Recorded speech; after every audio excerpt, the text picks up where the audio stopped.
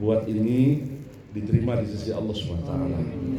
Kami menyampaikan sedikit, sebenarnya kalau dari segi fadilah, dari segi keuntungan, yang paling besar pahalanya itu nanti di akhirat itu adalah mereka menjadi khadimah, menjadi pelayan. Itu yang paling besar pahalanya. Termasuk perawat tadi sudah diungkap, kemudian juga yang melayani ini, apalagi makanannya tadi harus luar biasa ya kan, memuaskan. Ini kan, masya Allah, baksonya, ada teleponnya, ada macam-macam memuaskan. Ini sangat besar pahalanya. Para ulama mengatakan kalau ahli ibadah itu mendapatkan surga, tapi kalau yang khadimah ini mendapat pemilik surga. Itu yang menjadi pelayan-pelayan di dunia itu nanti jadi pemilik surga. Dia dapat pemilik surga. Siapa? Allah SWT. Di surga itu ada 3 tingkatan. Tingkatan pertama ada kelas ekonomi. Ada juga kelas ekonomi, ada kelas ekonomi. Tingkatan yang kedua ada kelas bisnis. Nah, yang ketiga itu VIP, high level. Nah, saya menjelaskan karena ada ayat-ayat itu, jadi bukan saya bicara ngawak-ngawak. Kalau bicara ngawak-ngawak tanpa dalil kan batal katanya kan gitu. Jadi dalil jelas. Nah, yang kelas ekonomi ini ya itu tidak ada pelayannya. Waktu jamuan makan itu suruh ngambil sendiri. Allah bilang, "Kulu washrabu hani'an bima asraftum fil ayyamil khalid." Sekarang hidangan sebaliknya makan sudah. Sepuas-puasnya. Karena sebab amalmu yang telah berlalu di kehidupan dunia. Ini yang kelas ekonomi, tidak ada pelayannya. Ya, yang bisnis ada pelayannya. Wa yatufu alaihim wildanu mukhalladun. Mereka dikelilingi anak-anak muda yang tampan membawakan makanan minuman. Nah, yang high level ini hadirin, itu siapa pelayannya? Allah Subhanahu wa ta'ala yang melayani langsung. Apa dalilnya? Wasaqahum rabbuhum syaraban tahura. Allah memberikan mereka minuman yang suci. Jadi Allah langsung menjadi pelayan luar biasa. Nah, siapa mereka ini yang sampai Allah begitu memuliakan di surga itu, sampai Allah sendiri yang turun melayaninya? Mereka yang suka berkhidmat melayani manusia karena Allah di dunia, itulah yang dapat Allah nanti di akhirat. Takbir. Allahu Akbar. Yang ini ya, mas tuan rumah Pak Tuhan, masya Allah ya, menyuguhkannya juga sudah dengan senyum kan, terasa keikhlasannya kan sampai ke dalam hati kan, kita puas ya. Coba kalau tuan rumahnya walaupun makanan enak, tapi kalau tuan rumahnya nyeber, ya. Kita pun juga enak selera makan kan, tapi tuan rumahnya ceria, cerah. Ini hadirin Allah yang akan dapat pemilik surga. Amin ya rabbal alamin. Hadirin, tadi ayat itu memang ini ayat halal bihalal ya. Ini ayat halal bihalal. Jadi Islam itu lengkap luar biasa. Hitan ada ayatnya halal bihalal. Ini makanya disebut Islam itu way of life, yang gitu ya. Jalan hidup, cara hidup ya. Cara hidup itu mulai dari bangun tidur sampai tidur kembali selama 24 jam itu diatur sesuai dengan tuntunan dalam Al-Qur'an. Ayat tadi yang kami baca tadi adalah wasari'u ila maghfiratin min rabbikum. Bersegera kamu kepada ampunan Tuhan dan kepada surga yang disediakan oleh Allah seluas lapisan-lapisan langit, seluas lapisan-lapisan bumi. Kayak apa galuhnya surga itu ya? Langit itu mana langit Pak kan? Bumi itu mana? Subhanallah. Sebegitu luasnya nanti ya. Nah, orang yang masuk surga ini kalau beda amalannya di dunia, walaupun satu subhanallah lebihnya, nanti beda juga tingkatan surganya. Uiddat lil muttaqin. Surga itu dipersiapkan bagi orang yang taat, bagi orang bertakwa. Nah, ciri-ciri orang bertakwa itu, nah ini dijelaskan dalam ayat itu adalah pertama alladzina yunfiquna fis sarra wad dharra, yang senang berinfak baik di waktu sulit maupun waktu lapang. Nah, kan kadang-kadang orang bisa berinfak waktu lapang, ya kadang ada yang diinfakkan, tapi waktu sulit. Makanya disebut dalam Quran ini waktu sulit, waktu sedang seretnya rezeki, di situ dia berinfak. Nah, itu yang dimaksud ayat. Jadi waktu lapang, waktu sulit dia berinfak, tetap istiqamah dia. Dia tidak bergeser. Ya, dia istiqamah. Lapang atau sulit dia tetap infak. Seberapa pun. Itu yang pertama. Yang kedua, wal kaziminal ghaiz, menahan marah. Ah, ini. Wal kaziminal ghaiz, dia menahan marah. Kemudian yang ketiga, wal afina 'anil nas, dan memberikan maaf kepada manusia. Jadi menahan amarah, memberikan maaf, kemudian wallahu yuhibbul muhsinin. Hadirin, praktek ayat ini Satu hari Sayyidina Ali ketika mau wudu, datang pelayannya. Kan sunnah kalau berwudu itu pakai teko Pak ya. Nah, dulu itu teko dulu dari tanah tembikar keras itu. Maka ketika pelayannya itu menuangkan ya air wudhu pada beliau, tiba-tiba tekonya jatuh Dan pecah. pecah dan menimpa kepala Sayyidina Ali karramallahu wajhahu sampai berdarah kepalanya. Begenggam dan kan langsung pelayan itu baca ayat ini. Oh, wal kaziminal ghaiz. Dia menahan amarahnya. Orang yang menahan amarahnya. Langsung Sayyidina Ali mengatakan, saya tidak marah, saya tahan amarah saya. Bau jadi menteri ini. Saya tahan amarah saya. Kemudian dia bilang, wal afin aninnas, saya maafkan antum walaupun kepala saya berdarah, tidak apa-apa saya maafkan. Wallahu yuhibbul muslimin, Allah suka orang berbuat kebaikan, langsung dimerdekakan. Oh Allah, yang dari jadi budak langsung dimerdekakan. Itu hebatnya Pak, orang-orang dulu itu. Jadi mereka bukan sekedar membaca ayat, tetapi mereka praktek. Itu yang paling penting kan. Yang sekarang kan zaman kita ini kan yang paling sulit itu praktek itu.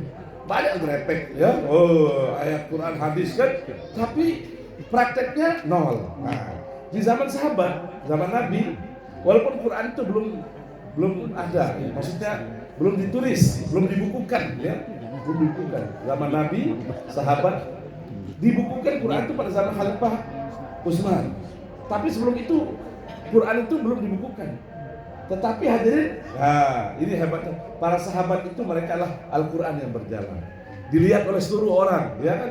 Nah, ini kalau kamu lihat Islam itu lihatlah Abu Bakar. Kalau lihat Islam itu lihat Sayyidina Umar, Sayyidina Utsman. Jadi langsung praktek. Nah, dengan praktek itulah orang berbondong-bondong masuk Islam. Ya karena paham, ya kan? Ngerti, oh Islam itu begini, ya kan? Nah kalau zaman sekarang tidak, kalau ditanya apa itu Islam, oh sebentar dulu, saya buka kitab dulu, sehingga kita tunjukkan, oh iya. Jadi Islam itu hanya dalam tulisan saja. Islam itu dalam buku-buku saja, dikaji, ya. Tetapi dalam praktek hampir kita tidak menemukan suasana seperti itu. Nah kita ingin melalui silaturahim, halal bihalal namanya, bagaimana sudah kita mempraktekkan ajaran nilai-nilai suci murni daripada Islam ini, ya.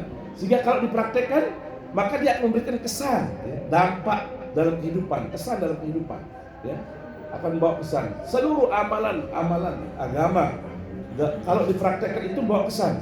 Apa itu sholat, atau itu zakat, atau itu haji, atau infak, itu kalau diamalkan, dia akan memberikan kesan dalam hati kita, dalam jiwa kita. Nah, itu yang dikatakan yang diinginkan sebenarnya. Maka hadirin rahimakumullah, insyaallah kita baru saja menyelesaikan ibadah puasa Ramadan. Jadi sebenarnya dampak Ramadan ini harus 1 tahun ke depan sebenarnya kesannya itu kan. Cuman ya ibu pas lebaran ketoprak lah tuh ibu ya Allah. Lupa lah pun betul. Lekar kan Allah. Kita sedihkan ya. Kalau ulama-ulama dulu, masyarakat zaman dulu, zaman sahabat, tabi'in yang sana memenuhi masjid-masjid ya. Mereka menangis ya, khawatir, cemas, apakah ibadah mereka diterima oleh Allah dan apakah Ramadan tahun depan mereka bertemu, itu yang dicemaskan ya. Kalau kita enggak ya, 10 hari akhir itu yang penuh itu pusat perbelanjaan masjid jadi kosong. Nah, itu yang sedih saya ya. Saya sering sampaikan itu ya. Ini menjadi keprihatinan kita. Jadi sesungguhnya ibadah puasa kita ini masih belum memberikan dampak kesan dalam kehidupan kita. Padahal hadirin rahimakumullah, jadi hidup kita ini sudah akan bernilai ya, akan bermanfaat bila kita arahkan seluruhnya sesuai dengan kehendak Allah, sesuai dengan sunnah baginda Nabi Sallallahu Alaihi Wasallam, baru dia ada nilai di hadapan Allah Subhanahu, baru akan dihargai oleh Allah ya. Itu yang dikatakan wa may yuti'illahu wa rasulahu faqad faza fawzan 'azima. Siapa yang taat pada Allah, taat kepada Rasul, maka dia akan mendapatkan kesuksesan yang besar. Terakhir, jadi saya ingin menyampaikan kalau kita sebenarnya mempunyai satu hajat, baik hajat itu dalam urusan dunia, apalagi hajat itu urusan akhirat kita, satu syaratnya bila kita mendekatkan diri kepada Allah dengan berdoa pada Allah sungguh-sungguh, maka pasti dikabulkan oleh Allah. Itulah janji dalam Al-Quran, janji Allah, ud'uni astajib lakum. Berdoalah kamu padaku, kata Allah, pasti akan memperkenankan doa. Nah, satu orang kejadian yang saya ceritakan, ada seorang pemuda ya. Dia ini jatuh hati pada seorang gadis. Nama gadis ini Fatimah. cantik di kampung itu. Nah ibunya ini namanya Zubaidah, dia janda, masih janda muda, gitu ceritanya. Masih lah janda tilah kata sebenarnya kan. Nah saking kepinginnya ini, gimana caranya? Ini Salman ini dia kaya tapi dia jelek dia, jadi udah gagah lah ya. Kalau Profesor Galang kan masih dia gagah kan, nampak dia. Tapi dia betul-betul Salman jelek, tapi dia kaya. Nah, maka dia datang ke seorang ulama di situ. Syekh, dia bilang, saya ini mau ngelamar, ya mau dengan Fatimah ini. Tapi saya yang jelek ini, kira-kira mau nggak Fatimah dengan saya? Oh, kata Pak Kiai bilang gampang.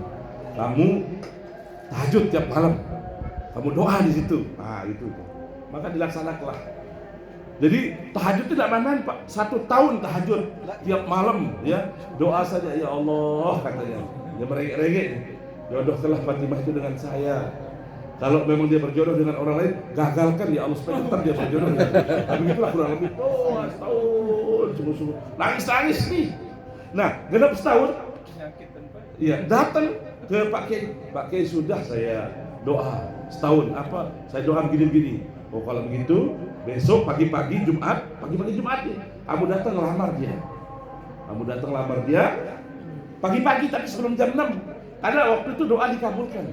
Hari Jumat. Nah katanya, woi tidak bisa tidur malam ini, nunggu datangnya pagi kok lama sekali saya. Ayo pagi-pagi sebelum jam 6 sudah nongol dari sana. Salman ini, Sulaiman ini. Assalamualaikum, tutup pintu. Nah, ternyata ibunya yang nyambut, Zubaidah. Nak Salman, nak Sulaiman, ada apa pagi-pagi begini? Ya, mana anak Fatimah? Dia bilang, oh dia pergi tadi jalan-jalan pagi sama kawannya. Ada apa nak? Dipersilahkan. Begini Bu, kan kita bertetangga ini, ya sudah lama ibu tahu juga bagaimana kehidupan saya. Saya juga tahu bagaimana kehidupan ibu. Saya di sini sebenarnya mau melamar putri ibu Fatimah. Langsung nangis Zubaidah ini, ibunya nangis. Dia bilang, kenapa nangis Bu? Dia bilang, sebenarnya sudah lama saya kepingin sama anak Sulaiman. Kata ibunya, 1 tahun saya berdoa supaya Allah jodohkan saya dengan anak Sulaiman. Yuh, dia bilang Sulaiman, kenapa dia ini mungkin malaikat salah beneran bagaimana? Saya bilang Fatimah kok malah Zubaidah ini. Waduh bingung. Bagaimana ini kok ya Allah? Yang kena dengan doanya langsung Zubaidah juga berdoa saya. Bah, daripada bingung pulang ke rumah. Musyawarah sama Pak Kiai lagi, Pak Kiai begini-begini. Sedih saya. Oh jangan sedih. Bilang, kamu pulang, tambah lagi rakaatnya. 12 rakaat sekarang. Tiap malam kamu istikharah. 12 rakaat tiap malam. Baik Pak ya. Karena ini kesungguhan Pak. Nah, singkat cerita sudah 12 malam, 12 rakaat tiap malam. Tuh. Nah dia akhirnya mantap. Oh sudah. Ya, sedikit jatuh selesaikan ini biar daripada dia dapat anaknya, tidak apa-apa ibunya. Pak Kiai, saya mantap, saya mau lamar ibunya sudah. Zubaidah tidak apa-apa. Tidak dapat anaknya ibunya tidak apa-apa. Oh betul? Kangguang. Wah ya kan bebalu kan? Betul kan? Oh. Jadi akhirnya sana lamar, seneng Zubaidah. Langsung Sulaiman juga senang. Sewa gedung, buat makanan apa semua. Nah, satu hari ketika hari pernikahan, karena sejak melamar sampai hari itu 10 hari. Nah, hari ke-9 Siti Zubaidah ini pergi beli ke pasar, beli peralatan ya, mungkin baju, gaun pengantin kan. Dia naik Cidomo, dokar orang Jawa. Arak waktu ini. Hah? Arak. Nah, tiba-tiba di tengah jalan Cidomonya kecelakaan. Zubaidahnya luncet di got, meninggal Zubaidah. Subhanallah. Coba bayangkan meninggal ya. Akhirnya maka musyawarah keluarga Zubaidah musyawarah. Kasihan nak Sulaiman ini, dia sudah banyak korban buat persiapan, buat jajan soal gedung. Bagaimana kalau kita nikahkannya dengan Fatimah? Wah, ini apa? Dapat ya Fatimah. Makanya Sulaiman mengumpulkan antara innalillah dan alhamdulillah. Innalillah karena Zubaidah meninggal, alhamdulillah dapat Fatimah. Nah itu karena berkat amal. Jadi menyelesaikan sesuatu di dunia Pak amal Pak. Jadi apa saja hajat kita, Allah mengatakan selain untuk dosa, selain untuk dosa sama hajat dunia atau selain untuk dosa dan memutuskan silaturahim, pasti doa itu dikabulkan. Itu ada riwayat hadis.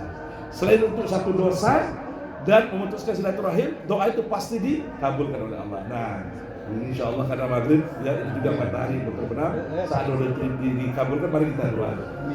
Alhamdulillah, Bismillahirrahmanirrahim. Alhamdulillahirabbil alamin. Hamdan yuwafi ni'amahu wa yukafi mazidah.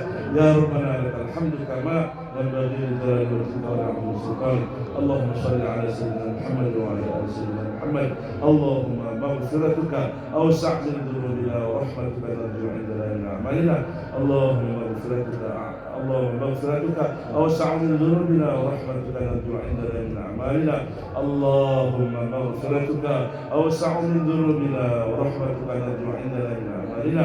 Rabbana zalamna anfusana wa illam taghfir lana wa tarhamna lanakunanna minal khasirin.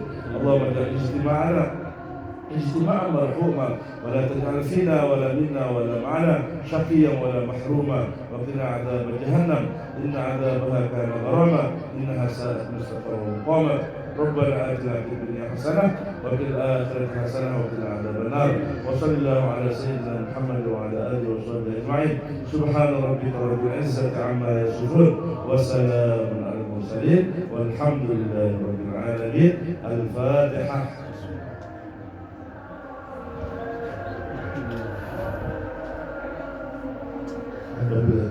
Assalamualaikum warahmatullahi wabarakatuh.